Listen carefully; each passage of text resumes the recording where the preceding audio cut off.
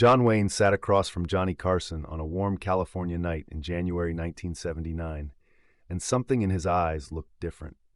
The audience didn't notice it at first, but Johnny did. Within minutes, one of Hollywood's toughest legends would reveal something he'd kept hidden for 40 years. The Tonight Show had a particular rhythm in 1979. Johnny Carson had been hosting for 17 years by then, and he'd developed an instinct for reading guests that bordered on supernatural. He could sense when someone was performing, when they were comfortable, when they were hiding something. It was a skill born from thousands of interviews, countless hours of live television, and an almost obsessive attention to the small details that most people missed. On January 10th, 1979, that instinct told him something was different about Duke. John Wayne had been a guest on The Tonight Show many times over the years. He was always good television, full of stories from film sets, opinions about the state of Hollywood, and that unmistakable voice that had defined American cinema for decades. The audience loved him.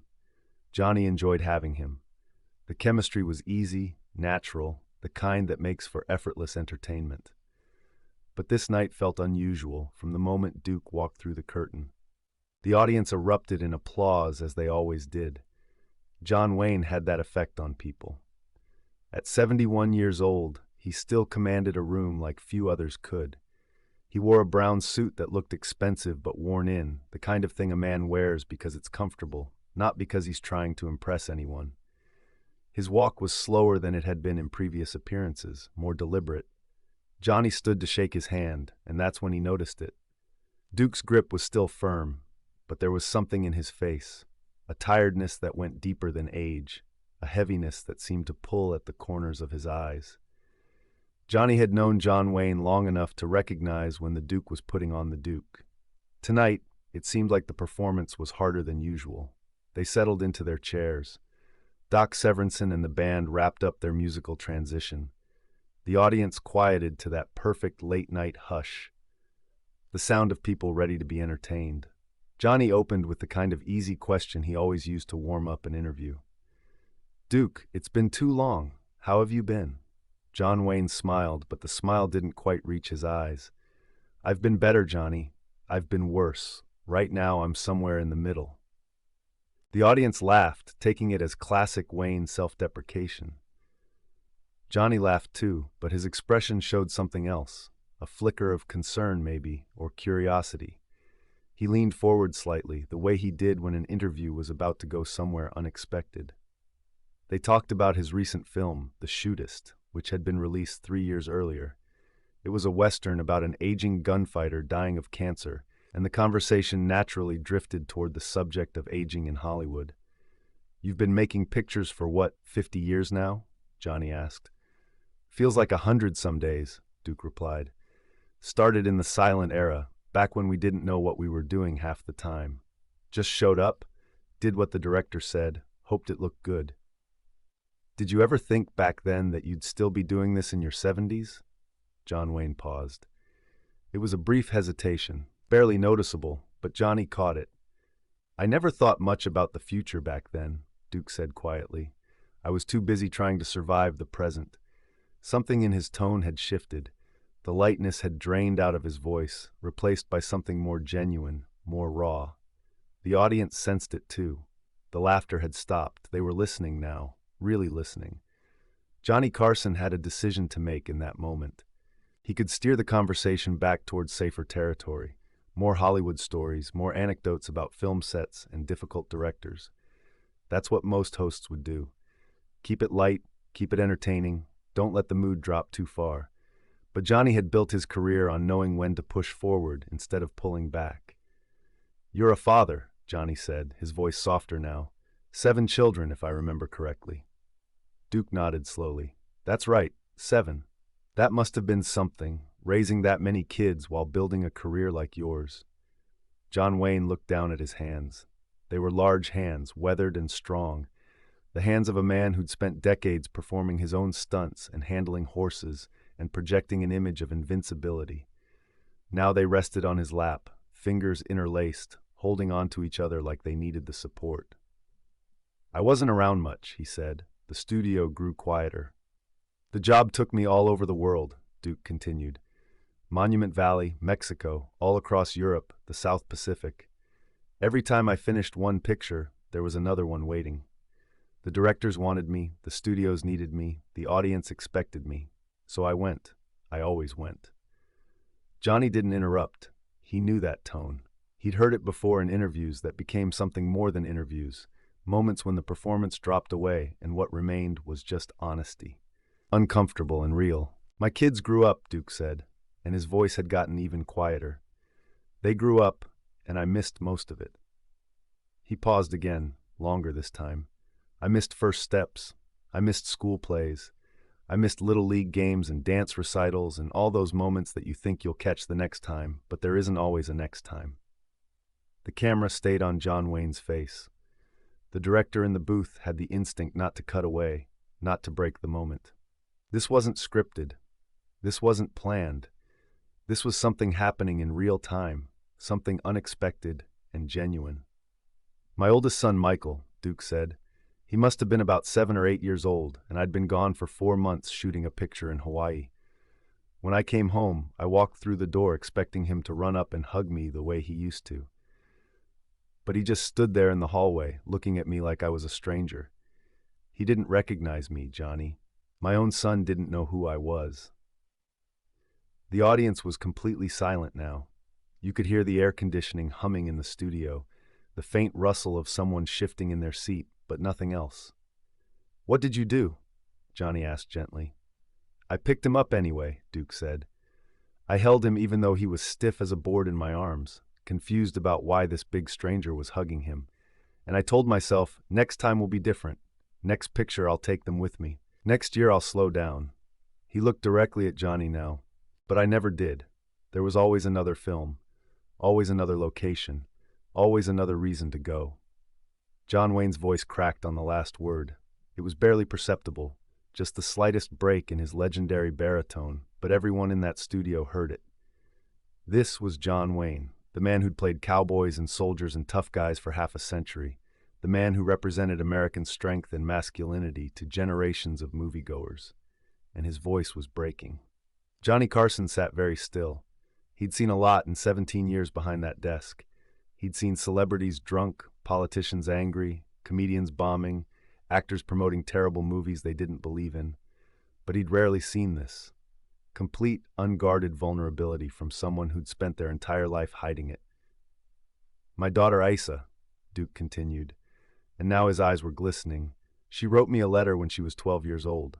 I found it years later, never sent. She wrote about how she practiced things to say to me for when I'd come home, how she'd rehearse conversations in her head so she'd be interesting enough that I might stay longer."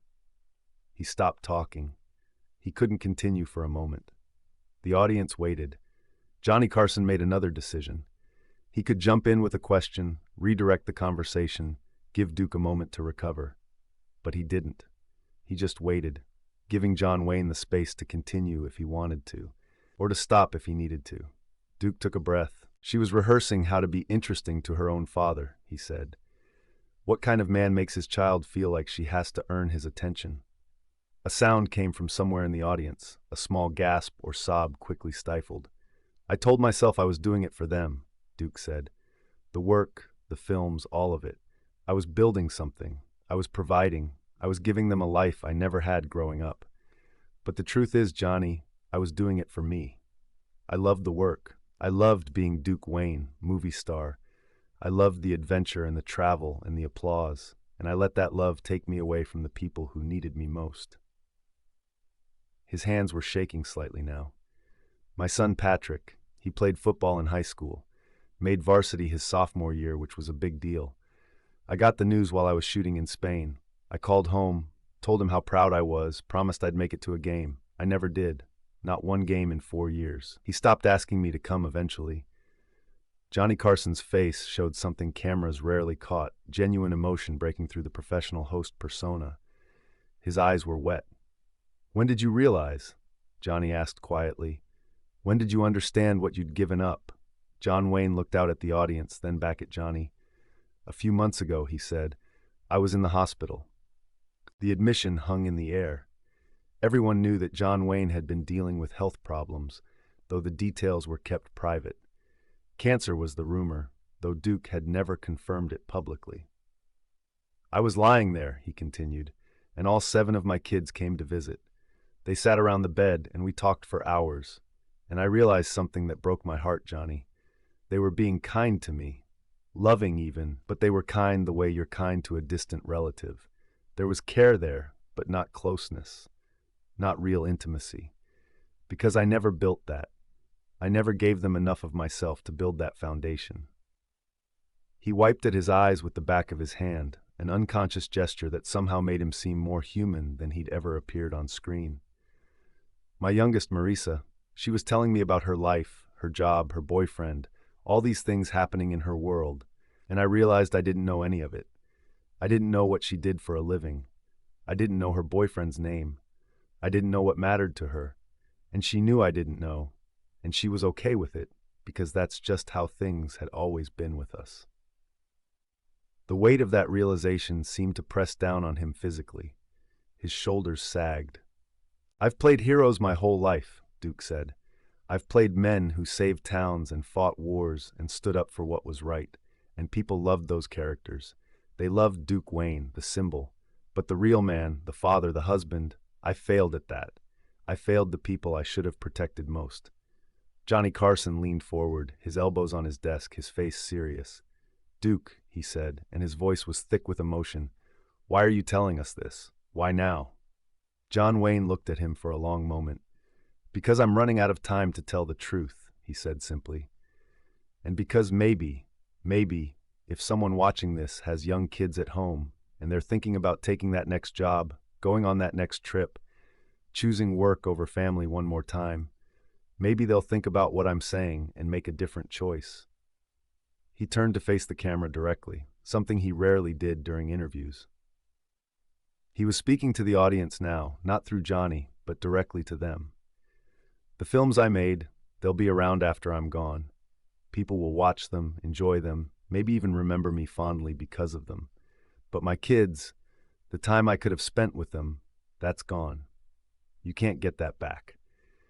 You can't go back and coach the little league team or show up to the school play or just be there for dinner on a Tuesday night. Those moments pass, and they don't come around again. His voice was steady now, but the pain in it was unmistakable. I won an Oscar, he continued. I've got awards and plaques and newspaper clippings and fan letters from people all over the world. And none of it, not one single piece of it, means as much as it would have meant to just be Dad. Not Duke Wayne, movie star. Just Dad, the guy who shows up. The camera pulled back slightly, showing both Johnny and Duke in the frame. Johnny was wiping at his own eyes now, not hiding it, not trying to maintain the host persona. I've interviewed a lot of people, Johnny said, his voice rough, and I've never heard anyone be this honest. There's not much point in being dishonest anymore, Duke replied. I wasted enough time pretending everything was fine. They sat in silence for a moment. The audience remained quiet, transfixed. This wasn't entertainment anymore. This was confession, testimony, a man reckoning with his choices in real time on national television. Johnny Carson made his final decision of the night. He signaled to the director to keep the cameras rolling. They were supposed to go to commercial. The segment was already running long, but Johnny knew that some moments were more important than the schedule. What would you tell them if you could? Johnny asked. Your kids, I mean. If you could say anything to them right now, what would it be? John Wayne's face crumpled slightly, but he held himself together. I'd tell them I'm sorry, he said. I'd tell them that they deserved better than what I gave them. I'd tell them that every choice I made to be somewhere else, to choose work over them, was the wrong choice. And I'd tell them that the love I have for them now, the pride I feel when I see the people they've become, I should have shown them that every single day of their lives, and I didn't, and that's my biggest regret. His hands gripped the armrests of his chair. I'd tell them that being John Wayne meant nothing compared to being their father, and I wish I'd understood that 40 years ago instead of figuring it out now when there's no time left to do it right.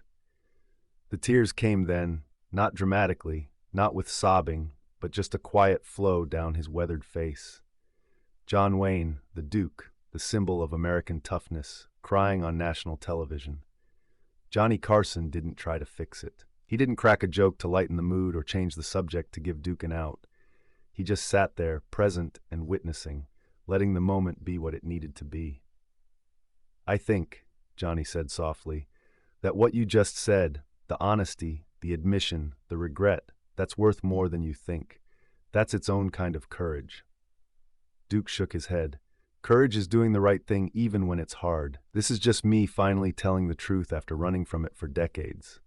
That's not courage, Johnny. That's just me running out of places to hide." They talked for a few more minutes, though the conversation became quieter, more reflective. Duke composed himself, wiped his face, returned to something resembling the public persona he'd worn for so long. But the mask didn't fit as well anymore. Everyone had seen what was underneath. When they finally went to commercial, Johnny reached across and gripped Duke's shoulder. No words were exchanged, but the gesture said everything: respect, understanding, gratitude for the honesty. The rest of the show continued. There was another guest, some comedy bits, the usual Tonight Show rhythm. But everyone in that studio knew they'd witnessed something unusual, something that transcended typical late-night television. John Wayne died 5 months later. The interview aired the night it was taped, but it was never rerun during Johnny Carson's lifetime. There was no explanation given, no official reason. It simply disappeared from the rotation, becoming one of those Tonight Show moments that existed in memory rather than in the archive. Years later, after Johnny Carson had retired and was living quietly in Malibu, a reporter asked him about that interview. Why had it never aired again? Why had such a powerful moment been buried? Johnny's answer was simple. "Duke gave me something that night that he didn't owe anyone. The truth about his pain, his regrets, his failures.